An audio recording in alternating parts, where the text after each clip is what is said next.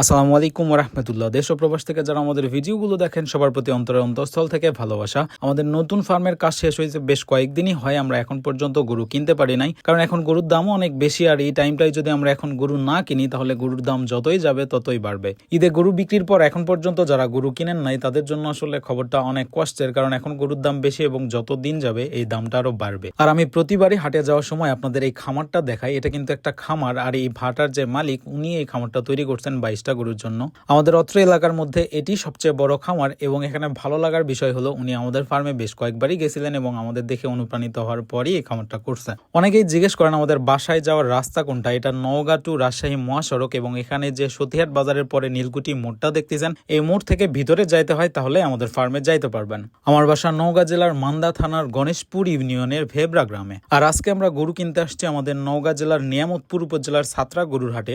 এটিও আমাদের নওগাঁ জেলার নিয়ামতপুর উপজেলা বিখ্যাত একটি হাট। বিশেষ করে এই অঞ্চলের মানুষরা ভালো জাতের গাভী এবং বাচ্চা তৈরি করতে পারে। এই বাচ্চাগুলো পুরো দেশের বিভিন্ন প্রান্তে চলে যায়। সকাল থেকেই গুড়ি গুড়ি বৃষ্টি হচ্ছিল, এই জন্য হাট কাদায় পরিপূর্ণ। তবে গরুর আমদানি অনেক বেশি ছিল। আমরা আসার পর চেষ্টা করতেছিলাম ভালো গরু কালেক্ট করার, তবে বরাবরের মতো আজকেও এই হাটে দেশি গরুর আমদানি অনেক বেশি ছিল। শুরুতেই আমাদের এই গরুটা পছন্দ হয় এবং গরুটার দাম চায় 1,45,000 টাকা। তবে গরুটা অনেক ভালো ছিল, 1,10,000 টাকা পর্যন্ত আমি দাম দিছিলাম। ব্যাপারী কথাই বলে না 1,30,000 এর নিচে দিবেই না। এরপর আমরা চেষ্টা করতেছিলাম ভালো জাতের বাছুর খোঁজার, কারণ আমাদের নতুন ফার্মে আমরা লং টাইমের প্রজেক্টের প্ল্যানই করছি। কারণ আমার খামার জীবনের অভিজ্ঞতায় ভালো জাতের বাছুর লং টাইম পালন করলে খুব বড় একটা ইনভেস্টমেন্ট যায় এবং লাভের পরিমাণটাও অনেক ভালোই পাওয়া যায়। আর আমার গরু পালন সম্পর্কে আপনারা অনেকেই অবগত। আমি সবসময় চেষ্টা করি ভালো জাতের গরু নিয়ে কাজ করার, কারণ সবার বিজনেস প্ল্যান কখনোই সেম হবে না। আর সবাই যদি শর্ট টাইমের জন্য গাভী পালন করে তাহলে ঈদে আপনি ভালো গরু পাবেন কোথায়। গরুর দাম সম্পর্কে আইডিয়া নিবেন, এই বাছুরটা বিক্রি হয়েছিল 90,000 টাকায়। আর দাড়িওয়ালা যে মালিকরে দেখতেছেন উনি আমার কাছে দাম চাইছিল 95,000 টাকা। আমি যখন 80 ভাঙতে বলছিলাম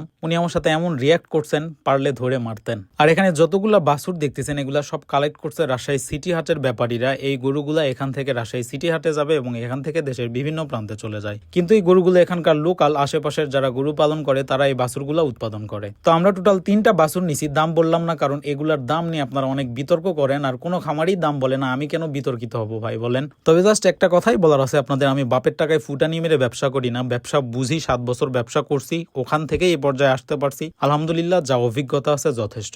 তো এই গরুগুলো কিনে রাখার পর আমরা চেষ্টা করতেছিলাম আরেকটি বড় গরু নেওয়ার, কারণ আমাদের পুরাতন ফার্মে আর একটা গরুর জায়গা আছে। তো আমি আমার 7 বছরের খামার জীবনে কখনোই ফ্রিজিয়ান গরু পালন করি নাই। আপনারা অনেকেই বলেন যে ভাই ফ্রিজিয়ান গরু উঠান, বা আমারও মনে হয় যে ফ্রিজিয়ান গরু একটা উঠাবো, কিন্তু কখনোই আমার পছন্দ হয় না, পছন্দ মতো আমি পাই না। তবে আজকে একটা গরু আমার খুব বেশি পছন্দ হয় এবং এইটাও নিই। আমি জানি ফ্রিজিয়ান গরুতে লাভ বেশি, তবে আমার শাহিওয়াল গরু নিয়ে কাজ করতেই অনেক ভালো লাগে। তারপরেও এই গরুটা আমরা 1,27,000 টাকায় কিনি এবং গরুটা মাশাআল্লাহ অনেক সুন্দর। আপনারা এই গরুগুলো দেখার পর অবশ্যই মাশাআল্লাহ বলিয়েন এবং অবশ্যই আমার জন্য দোয়া রাখবেন। আসসালামু আলাইকুম ওয়া রাহমাতুল্লাহ।